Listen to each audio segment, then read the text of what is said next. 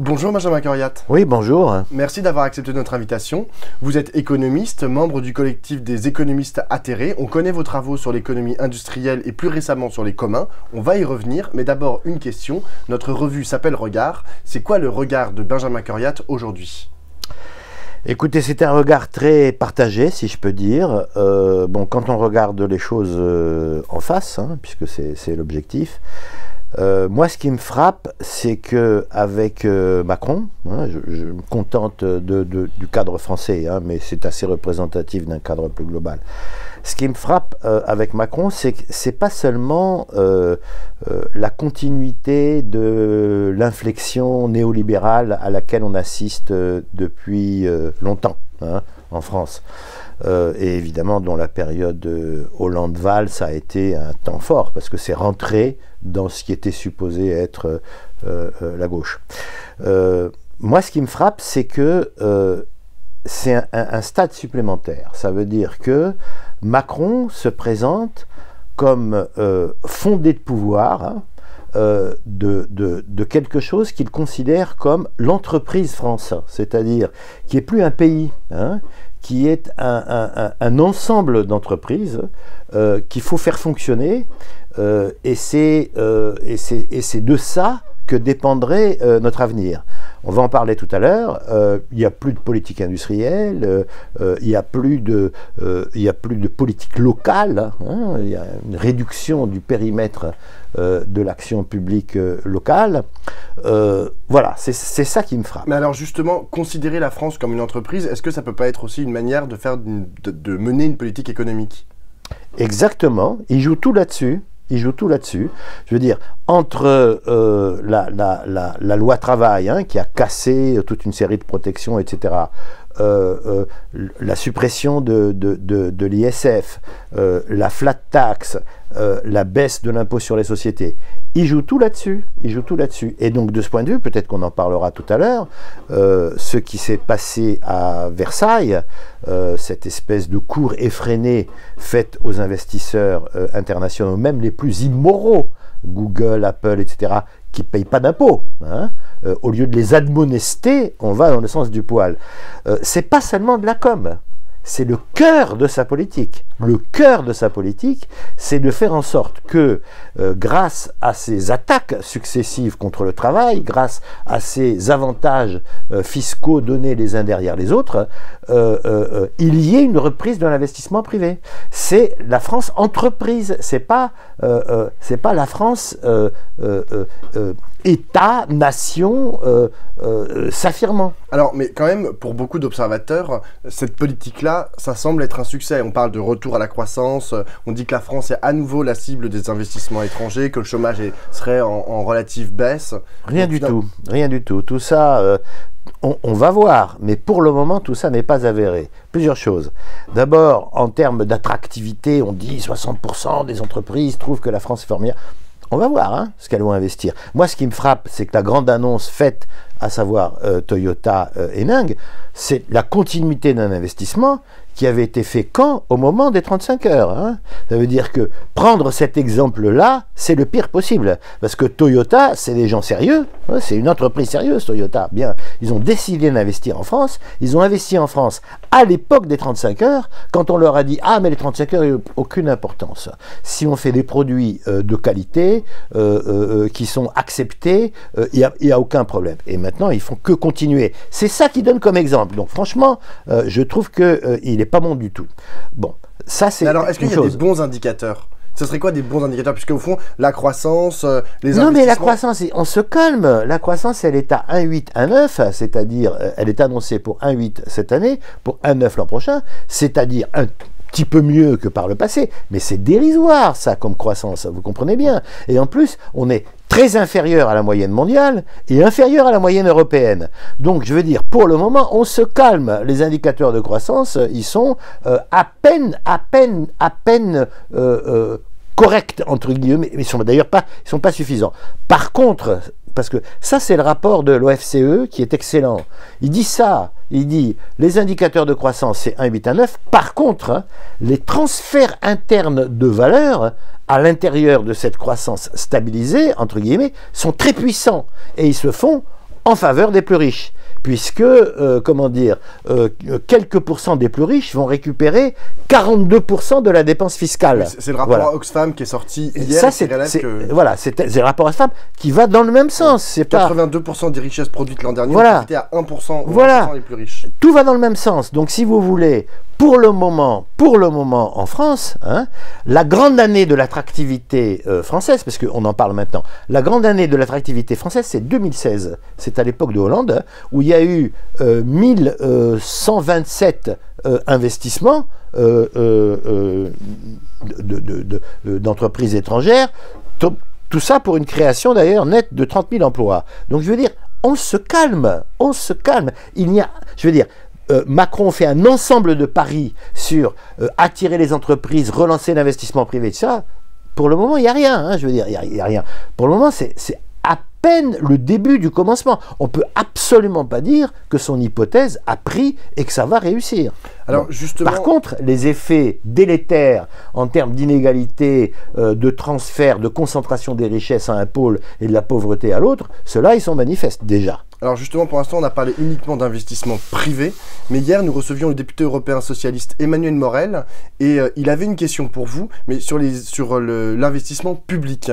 Il vous a demandé s'il y avait réellement une baisse de cet investissement public en France, et si oui, s'il y a cette baisse, comment on y remédiait? Oui, bien sûr qu'il y a une baisse de l'investissement public, parce que, comment dire, le périmètre d'action de l'État, donc le périmètre de la dépense publique, il a été à peu près contenu ou un peu baissé, hein, on va y revenir, et l'idée c'est de le baisser, hein, avec l'histoire des 3% de Maastricht, enfin de déficit public.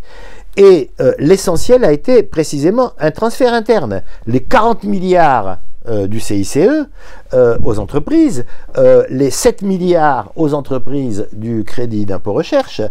Maintenant, il y a une nouvelle dépense fiscale avec l'impôt sur les sociétés, l'ISF, etc.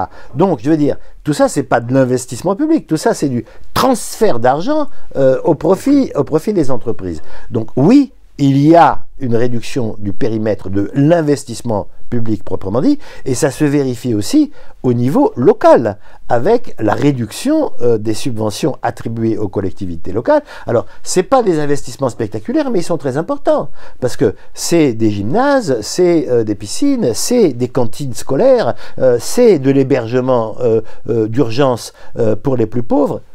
Tout ça est en réduction rapide. Pareil avec les emplois aidés. Donc oui, il y a une réduction importante du périmètre de l'action publique. Et est-ce qu'il faudrait le relancer, cet investissement? Mais bien entendu, si vous voulez, on l'a dit tout à l'heure, l'hypothèse Macron, c'est de tout jouer sur l'investissement privé, sur seules les entreprises savent, etc., etc. Bien, ok.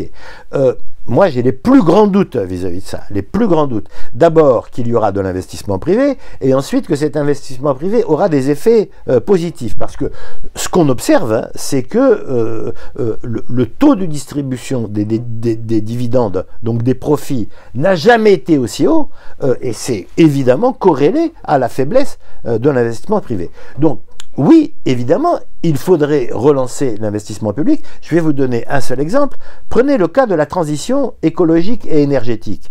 Il n'y a rien de plus important. Il n'y a rien de plus important pour les 25 prochaines années. Bien, l'investissement de l'État, il est dérisoire dans ces domaines par rapport aux dons faits aux entreprises, en espérant que les entreprises la feront. Mais les entreprises, elles font pas ça. Je veux dire, lorsqu'il y a eu les hausses du prix du pétrole mondial, etc., c'était le moment ou jamais d'investir dans la transition écologique, parce que à ce haut prix du pétrole, toute une série d'investissements pour les éoliennes, pour les infrastructures urbaines, économes, etc., c'était le moment. Qu'est-ce qu'a fait l'investissement public? Qu'est-ce qu'a fait l'investissement privé en masse?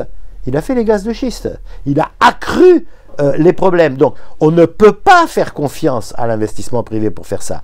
Et donc, non seulement il faut remobiliser l'investissement public, mais il faut l'orienter vers les investissements d'avenir que sont notamment la transition écologique. En l'occurrence, pour la transition écologique, on pourrait dire que l'État pourrait ne pas investir, mais mettre en place des lois coercitives qui orientent l'investissement privé. Oui, parce que par exemple, une taxe carbone à un niveau suffisant permettrait d'orienter l'investissement. Mais moi, je pense qu'il faut plus que ça, vous voyez, je pense qu'il faut plus que ça. Je pense que pour crédibiliser le fait qu'on est vraiment rentré dans la transition écologique, il faut que l'État investisse, notamment dans des infrastructures de réseau, etc. Et crée, comme c'est son rôle, crée les conditions pour que la société ensuite croit, ait confiance dans le fait qu'on va de ce côté-là, et y compris les entreprises privées elles-mêmes, à ce moment-là, investiront parce qu'elles sauront que là est l'avenir. Si l'État se contente de donner des signaux comme ça, par de la petite taxation à gauche, à droite, et que les opportunités de profit sont plus grandes ailleurs, surtout avec la mondialisation, les entreprises continueront d'investir ailleurs. Oui, le problème, c'est qu'on nous dit toujours que les poches de la France sont vides, enfin le portefeuille. Mais c'est pas vrai. Vide. C'est pas vrai. Quand il a fallu trouver 40 milliards à distribuer pour le CICE, on l'a trouvé. Quand il a fallu trouver 7 milliards à distribuer pour le crédit d'impôt recherche, on l'a distribué. Quand on va baisser la dépense fiscale, augmenter la dépense fiscale, c'est-à-dire le manque à gagner des ressources publiques avec les réformes auxquelles on a procédé sur l'impôt sur les... On les trouve. Donc il faut arrêter de dire ça. On dit l'État n'a pas d'argent quand il s'agit d'investir, quand il s'agit de dépenses sociales, quand il s'agit de transferts aux entreprises, on a tout l'argent qu'on veut. Alors, il y a une question dont on parle plus beaucoup depuis le début du quinquennat de Macron, c'est celle de l'industrie et notamment de la réindustrialisation de la France. Est-ce qu'on a encore une politique industrielle aujourd'hui? Non, il n'y en a plus, bien sûr. C'est tout ce qu'on vient de dire. Ce qui tient lieu, entre guillemets, de politique industrielle, mais ça n'en est absolument pas une, c'est de laisser la main aux entreprises en créant toutes les conditions et en espérant qu'elles investiront et qu'elles feront les bons choix. Je veux dire, il y a même en matière de transition écologique et énergétique, il n'y a plus de politique, il n'y a plus rien. Alors aujourd'hui, le président se rend à Davos pour le Forum économique, une sorte de gigantesque think tank libéral de très haut niveau. Est-ce qu'on doit s'inquiéter que notre président y participe ? Et qu'est-ce qui va en sortir? Qu'est-ce qui peut en sortir? On ne peut pas s'en inquiéter, parce que je veux dire, tous les présidents participent toujours à Davos, bien. Qu'est-ce qui va sortir de Davos? Rien du tout, comme d'habitude. Ça veut dire que Davos, c'est un espèce de grand think tank en faveur de la mondialisation libérale, bien, et dans lequel un certain nombre de modérateurs, si on peut dire, de la mondialisation libérale, essaient de s'exprimer, etc. Donc, si vous voulez... il n'y a pas à s'en inquiéter, parce que je veux dire, il y a des choses bien plus graves que ça, et il ne va rien en sortir. C'est du papotage. Ce qui est vrai quand même, ce qui est vrai sur Davos, c'est que, en l'absence de régulateurs mondiaux, parce que je veux dire, ni les Nations Unies, ni le FMI, ni plus personne ne joue un rôle de régulateur mondial, c'est un lieu de concertation des puissants dans lequel ils se mettent d'accord sur quelques orientations. Mais il n'est pas du tout sûr qu'ils les suivent, parce que les égoïsmes nationaux finissent par l'emporter. En mars, aura lieu le Forum mondial social à Salvador de Bahia au Brésil. Est-ce que ce serait ça, la contre-offensive à Davos ? Bon, il faut rester modeste. Encore ça. Il faut rester modeste. Mais le Forum social est un des lieux dans lequel continuent de se rencontrer les grandes ONG mondiales, les grands acteurs sociaux et trace des perspectives. Alors, on n'en a pas encore parlé jusqu'à présent, mais je disais, j'ai un regard divisé. Alors, parce que le fait massif, c'est cette nouvelle étape de la libéralisation financière et de la libération et de la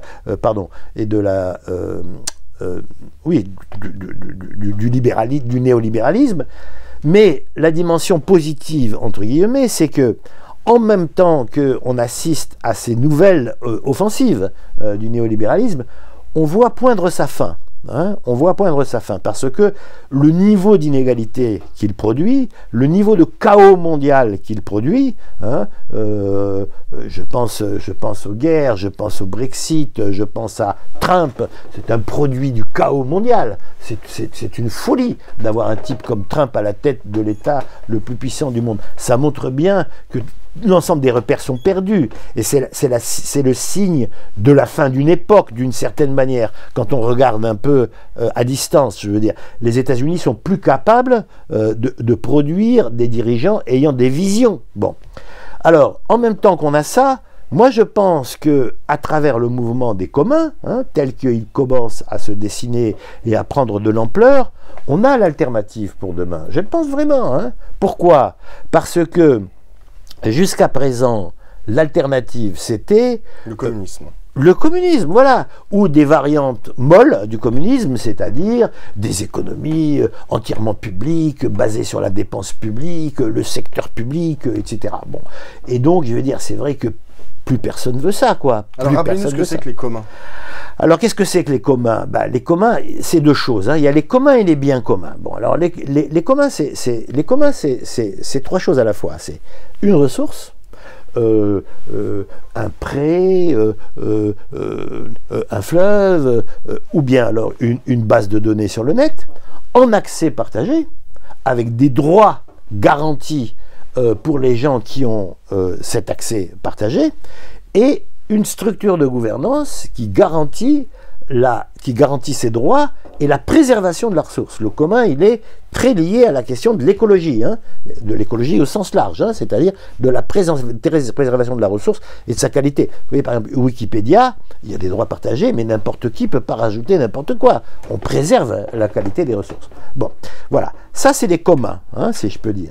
Les biens communs, c'est un peu plus compliqué, parce que les biens communs, c'est des communs, mais qui ont une vocation universelle, parce que les irréversibilités ou les externalités sont telles que ça concerne tout le monde, cas type le climat. Bien. Le problème des communs, c'est que les communs, ils sont gouvernés. Les biens communs, ils ne le sont pas encore, justement. La grande bataille, c'est de mettre en place la gouvernance des biens communs. Alors, moi, qu'est-ce que je pense? Je pense que des communs, ils s'en développent aujourd'hui en permanence dans tous les domaines. Vous voyez, par exemple, prenons le cas de Notre-Dame-des-Landes, indépendamment des aspects spectaculaires de violence, etc., bien, il y a des dimensions de commun qui se sont développées spontanément dans Notre-Dame-des-Landes.